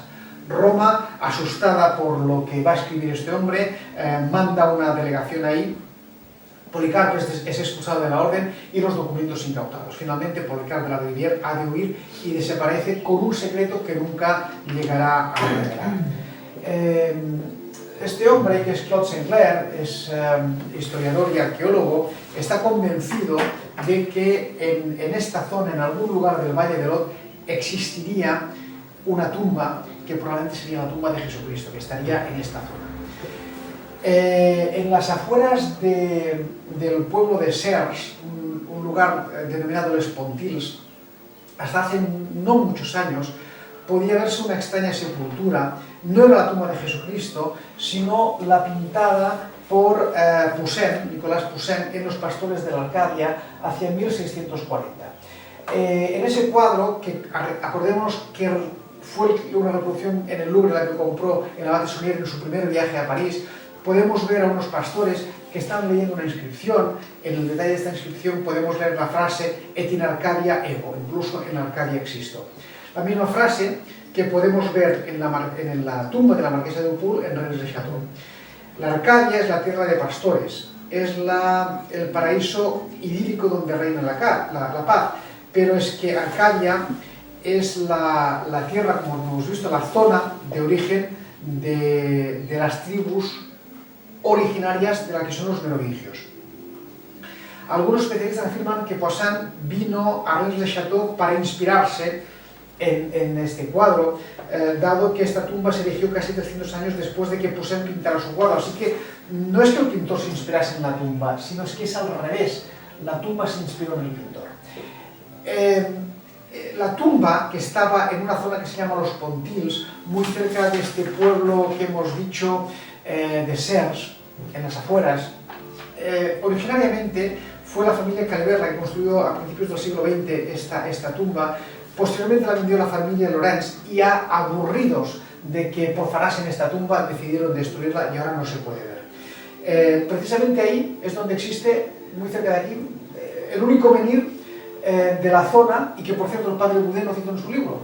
El único menhir que está ahí y no lo cito nunca. Fíjense en el parecido entre la tumba de una y de la otra. Esta sería la tumba ampliada, la tumba de los pastores de la Arcadia. ¿Vale? Pero lo más curioso es que el meridiano de París, el meridiano cero, que servía de referencia a todos los meridianos de la Tierra, pasa precisamente por este menhir, o muy cerca de esta tumba, que inspiró el cuadro de Poussin. Quedémonos con esto. Cerca de Rennes existe una zona llamada Opul Perillós, que es considerada como un lugar mágico. Un lugar mágico. Por muchos motivos. Una zona esotérica. Y esta parte de aquí la voy a dejar para el final, que va a cobrar más sentido. Perillós es un pueblo abandonado muy cerca de Upul. Es un pueblo actualmente abandonado que está situado al norte del pueblo este de Upul, que al parecer fue visitado con mucha frecuencia por el abate Saunier. Cuenta la leyenda que en un pasado remoto habitaba la zona la Babaos, una enorme serpiente de alas y garras enormes contra la que luchó un antepasado de Raymond de Perillós, señor del lugar. Pues bien, Berenguer Saunier recorrió toda esta zona y los expertos especulan con la posibilidad de que Berenguer encontrase algo en esta zona. fruto de sus paseos por esta zona de Opul-Perillós, fue la orden de que un fundidor de objetos religiosos de Aix-en-Provence hiciera una maqueta siguiendo sus instrucciones, con el fin de perpetuar una parte de sus conocimientos. ¿Por qué lo hizo? No lo sabemos. De hecho, en estas fechas Sonilla estaba enfermo y, bueno, quizá veía acercarse su muerte y la necesidad de perpetuar parte de los conocimientos que tenía. Total, que ordenó hacer una maqueta, aparentemente de los santos lugares, en la que se señalan claramente dos tumbas, la tumba de José de Arimatea y la tumba de Jesucristo, que es una incongruencia absoluta, porque Berenguer Sonnier sabía perfectamente que la tumba de José de Arimatea y la tumba de Jesús forzosamente tenían que ser la misma y que solo existía una tumba. ¿Por qué Berenguer Sonnier señala dos? Esta historia es una historia de dobles. Magdala y Betania. María Magdalena, que la encontramos en el Rosellón y en Provencia. Dos Rennes le Chateau, Rennes le Chateau y de Rennes Lorraine. Dos tumbas, el cuadro de Poisson en el Louvre y la tumba inspirada en Poisson que hemos visto en los Pontils.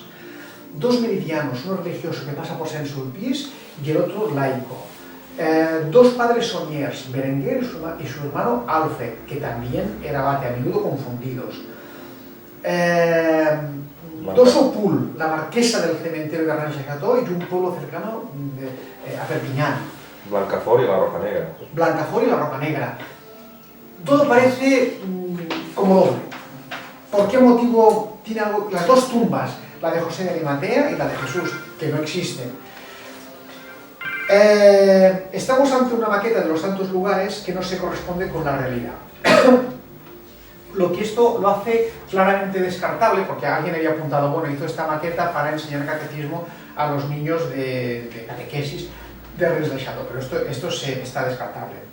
En estas circunstancias, las señales dejadas en la maqueta acerca de la tumba de Jesucristo de José de Arimatea no serían más que una especie de cortina de humo para, de alguna manera, ocultar la realidad. La realidad es que estaba describiendo un paisaje concreto de la zona de Opul-Perillós. No es los santos lugares, no es donde murió y fue enterrado Jesucristo.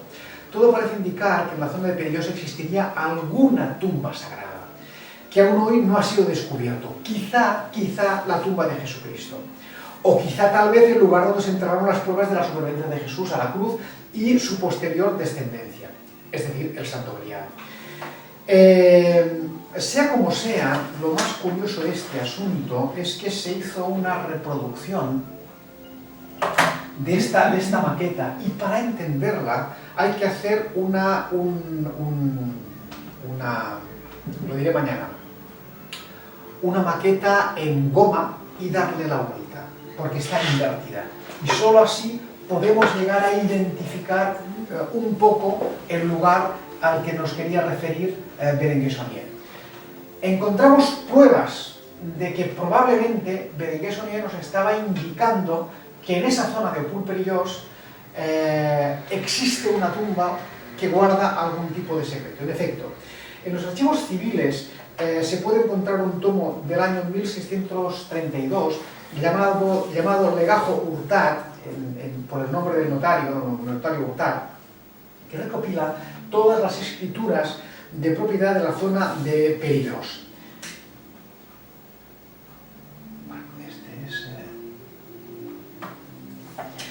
En ellas, tras la descripción de las fincas, su extensión, el nombre del propietario, la superficie, linderos, etc., lo que describe habitualmente una escritura, se indica claramente que algunas de estas tierras no son susceptibles de ser embargadas ni divididas, porque en esas tierras, se dice, habría la tumba de un hombre de gran importancia capaz de cambiar el curso de la historia.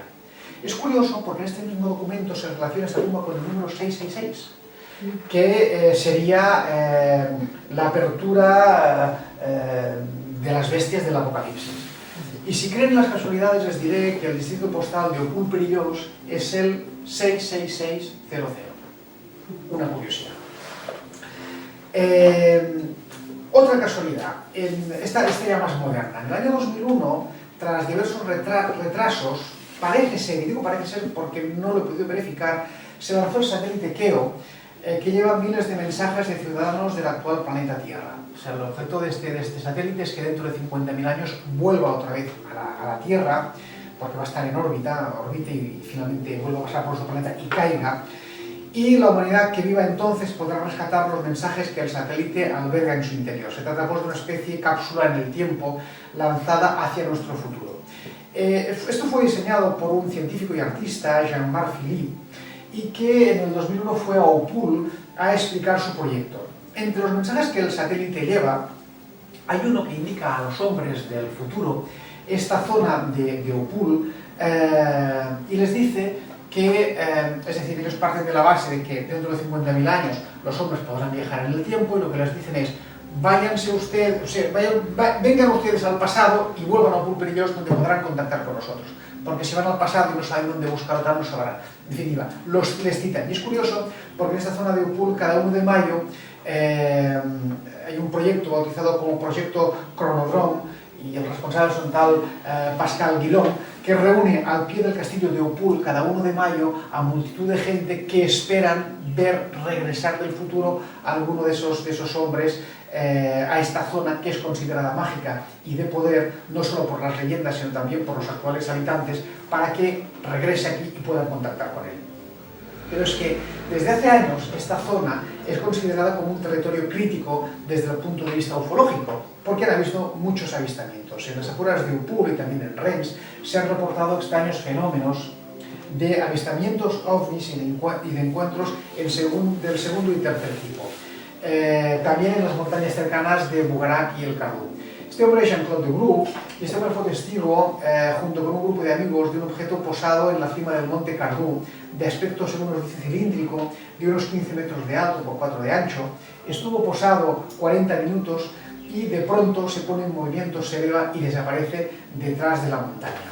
Este hombre que hemos visto antes, Claude de Sinclair, fue testigo de un extraño caso. Subió al monte Karoo y vio un tubo, no un platillo volante, sino un tubo de unos 3 metros de diámetro por 10 de alto. Dice, era vertical y parecía de estaño, no tenía ni puertas ni ventana. Y 2 humanoides luminosos, dorados, que parecen salir, pero no sé muy bien de dónde, ni cómo, me dieron como un mensaje, pero sin mover la boca. No sé si sería telepatía. Luego, sin saber por dónde, volvieron al interior de la nave, el tubo se elevó y desapareció. Este otro hombre, Jean Pelin, estaba con unos amigos, unos 30 aproximadamente, en la llamada Fuente Salada. Y dice, pudimos ver una enorme bola que permaneció estática durante 5 horas hasta que se hizo de noche. Era enorme, muy blanca, permaneció estática y cuando hubo anochecido pareció contraerse y desapareció entre las estrellas. Entonces, cuando nosotros vamos a Rennes-le-Château y leemos este es un lugar terrible, ya no sabemos si se está refiriendo a la iglesia o se está refiriendo a todo el entorno y a toda la zona. En la mitología se sitúa la montaña de Bugarak, cerca de Rennes-le-Château, la entrada a un mundo subterráneo. Es curioso donde bueno, residirían unos seres inmortales que decidirían acerca del destino del mundo. Algunos investigadores creen que precisamente esta montaña, bajo el Bugarak, se hallaría una inmensa caverna que albergaría misiles de origen desconocido, tal vez de una civilización desaparecida, que a su vez albergaría un gran lago conectado con un túnel por el Mediterráneo. Debajo de esta montaña habría todo esto. Bueno, una auténtica novela de Julio Verne. Pero es que nuestro amigo Julio Verne, autor muy prolífico y muy controvertido, en una de sus obras, Clovis d'Ardentor, precisamente nos describe muchos de los misterios que hemos visto en Rennes-le-Château. En esta novela, Clovis d'Ardentor, Verne sitúa en el puerto de Sète, en la costa cercana a Rennes, al pie del monte Sinclair, el nombre es curioso, a un tal capitán Bugarak, que lleva el mismo nombre que la montaña. Pero es que el título del relato parece también que está en clave. Clovis, los reyes merovingios, y d'Ardentor, o la leyenda, el de un tesoro, Clovis d'Ardentor. Clovis d'Ardentor es un rico torero de Perpiñán que busca un heredero para su inmensa fortuna. En el relato, Clovis viaja hasta Argelia y recala en Orán, en la estación termal que se llama Le Bain de la Reina. ¿Les suena? Le Bain de la Reina, Rennes-le-Bain. Toda la novela de Verne parece estar escrita en clave para quienes conocen el enigma sagrado de Rennes-le-Château. Pero es que no acaba ahí. Este relato forma parte de otro compacto, que son dos relatos, que se llama Face au Drapeau, que son dos novelas de un solo libro, y en esta el protagonista es el conde Artigas, que gobierna la goleta Eva, que invertido es abate, como Sonier. Esta goleta navega rumbo a una isla misteriosa. Esta isla se llama Bacap, copa invertida, como un cáliz invertido. La descripción exacta de la leyenda esta isla se llama Bacap, que está hueca, que en su interior hay un inmenso lago, que sigue la descripción de la leyenda del Bugarak. Artigas retiene en el interior de la isla a un sabio loco que ha inventado un explosivo capaz de aniquilar el mundo. Es decir, los explosivos, los misiles, que según la leyenda estarían escondidos bajo el Bugarak y que podía destruir el mundo. Pero sigamos con más extrañas coincidencias. Esto es la Catedral de Carcassonne. En la Catedral de Carcassonne, de la que depende la parroquia de Rennes-le-Château, descansan los restos de Félix Arsène Viellard, que protegió a Sonier, y junto a él los restos de Monseñor de Beauséjour, que era su gran enemigo. La fecha de nacimiento que puede verse en la tumba,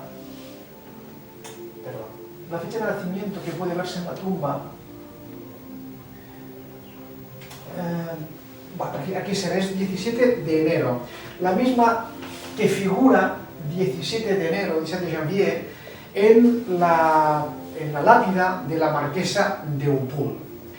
El 17 de enero es también el día en que Berenguer Sonier sufre la apoplejía y probablemente en la que debió morir, lo que pasa es que resiste hasta el 22. Pero es que el 17 de enero es el santo de San Sulpicio también. Esta iglesia está asociada, la iglesia de San Sulpicio, 17 de enero, que es esta iglesia que está en París.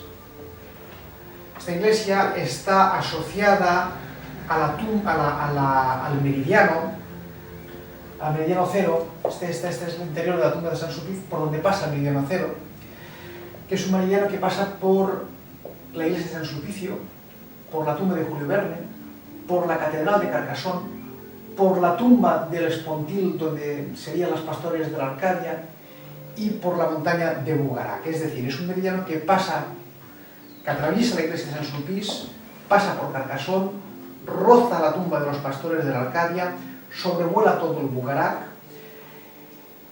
y se adivina como el hilo conductor de todas estas coincidencias extrañas y que no pueden ser tales coincidencias. Rennes-le-Château, sus alrededores, su historia, sus personajes, sus claves, sus coincidencias, son una trama llena de demasiadas casualidades como para pensar que detrás no hay algún tipo de inteligencia o de, si me permiten, conspiración. Algo que oculta un enigma y que tal vez pueda ser el enigma sagrado.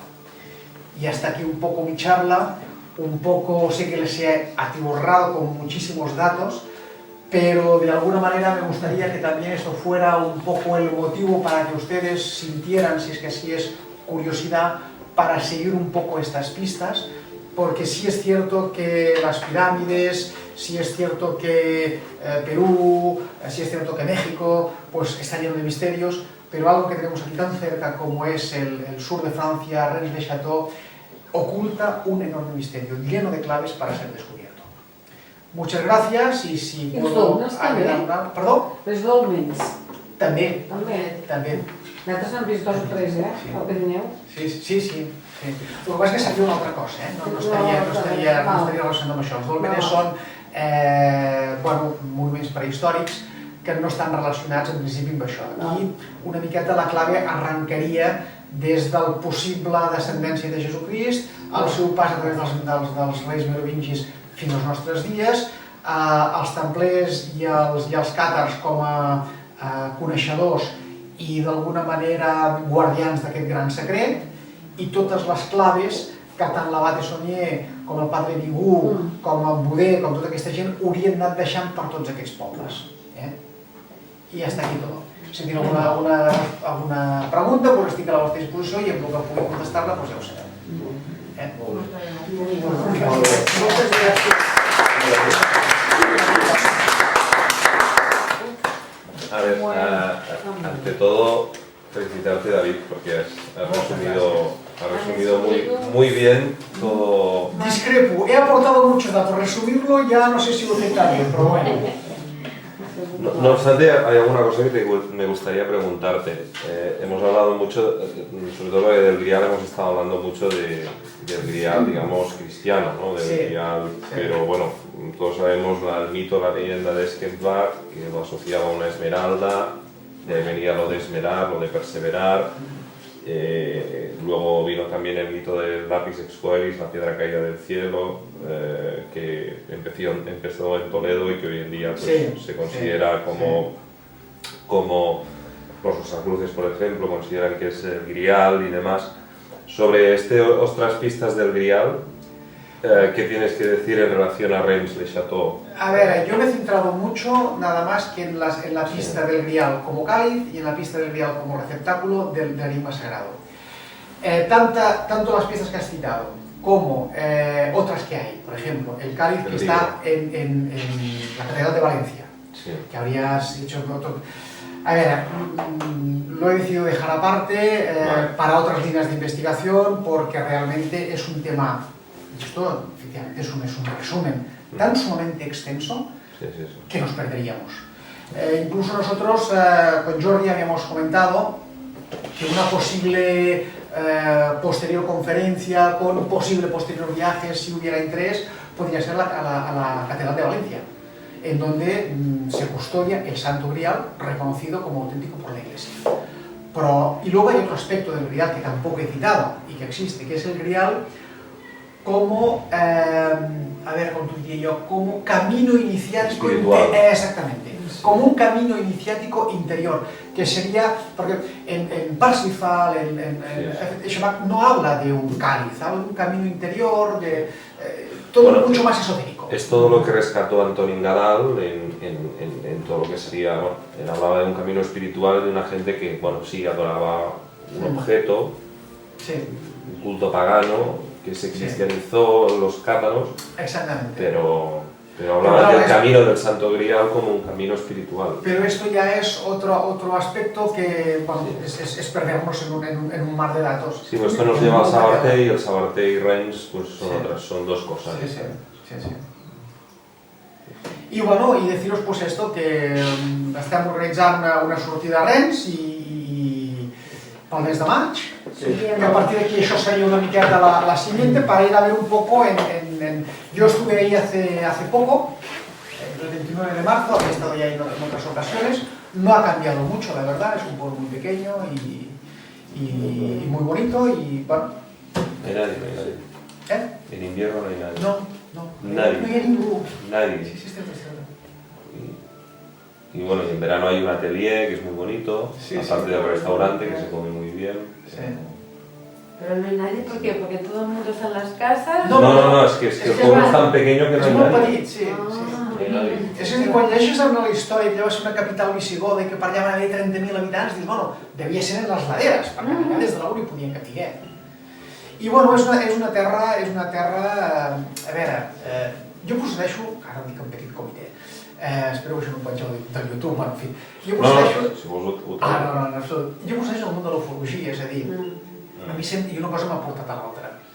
Quan en els anys 70 jo intentava fotografiar, és a dir, ingenu de mi, em fixava només en la dimensió física d'aquests objectes volants no identificats, que després tot ha anat evolucionant molt, i els intentava fotografiar amb fotografia infrarroja, i ens muntàvem unes expedicions a llocs que consideraven calents en funció de la casuística i tal. Jo vaig desenvolupar una espècie d'intuïció que quan m'acostava a una zona deia, hòstia, aquesta zona és... I després agafaves i llegies, hòstia, però mira, sí, tu aquí s'ha vist no sé què, i reporten el xupacabres i no sé què, si que era una zona calenta. Doncs tota la zona de Rennes le Chateau, quan abandones Perpinyà i comences a entrar allà, dius, coño, a ver... Pero es que eso lo nota todo el mundo. Yo allí he ido con mucha gente y Pero esto no es serio, te diría un científico, coño, tonterías, hombre. Però en canvi vas anar allà i notes algo, dius, esta zona es especial. Ho notes, per exemple, a Montserrat, l'altra zona que ho notes. No, telúricamente, o sea, hay Rennes Vines, usan les Vines, todo donde hay baños, todo donde abajo hay un subsuelo magmático, telúricamente, bueno, por no hablar de Montsegur, ¿no? Que ya también pasa por ese mismo meridiano y era un templo solar, etc. O sea que es así. Si estàs allà i notes. Dius, doncs bueno, suposo que això mateix que notem nosaltres ho devia notar qui fos en un moment determinat per muntar aquesta espècie de gran teatre en què s'ha convertit el misteri de Rennes le Chateau, perquè realment aquí dius, a veure, si això no està relacionat, si això no està clar, és que no entiendo nada. Per l'època, tants costos diferents. Per l'època, que no es podia Per l'època, és que està tot plegat de pistes. Molt bé, descobrir-la. Pues muy interesante y por tanto pues... Pues bueno, agradeceros, al final hemos estado 2 horas. Soy un palífero, sí, no sé. I he saltat coses, allò que de vegades vaig veure si segueixo dient.